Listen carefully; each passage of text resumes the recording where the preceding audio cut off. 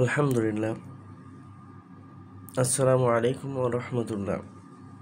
কৃষি সম্প্রসারণ অধিদপ্তর চারঘাট এর সম্মানিত উপজেলা কৃষি অফিসার এবং সম্মানিত অতিরিক্ত কৃষি অফিসারের উপস্থিতিতে গ্রীষ্মকালীন পেঁয়াজ নাসিক রেড N53 জাতের চারা সম্পন্ন মালচিং পদ্ধতিতে রোপণ কার্যক্রম পরিচালনা হচ্ছে।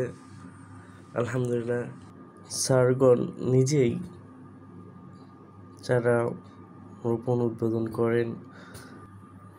আসুন আমরা এখন দেখব কিভাবে সম্পূর্ণ মালচিং পদ্ধতিতে পেঁয়াজ রোপণ করা হচ্ছে।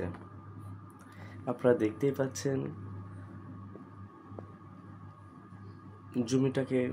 পুরো জমিটাকে বেড আকারে তৈরি করে এর উপর মালচিং পেপার বিছিয়ে দিয়ে গ্রীষ্মকালীন পেঁয়াজ নাসিক রেড N53 জাতের চারা রোপণ করছেন আমাদের অত্যন্ত দক্ষ এবং আদর্শ কৃষক।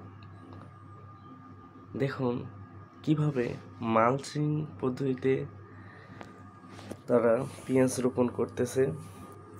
আলহামদুলিল্লাহ, তবে আপনারা অবশ্যই অত্যন্ত সতর্কতা অবলম্বন করবেন এই জাতের পেঁয়াজ রোপণের ক্ষেত্রে।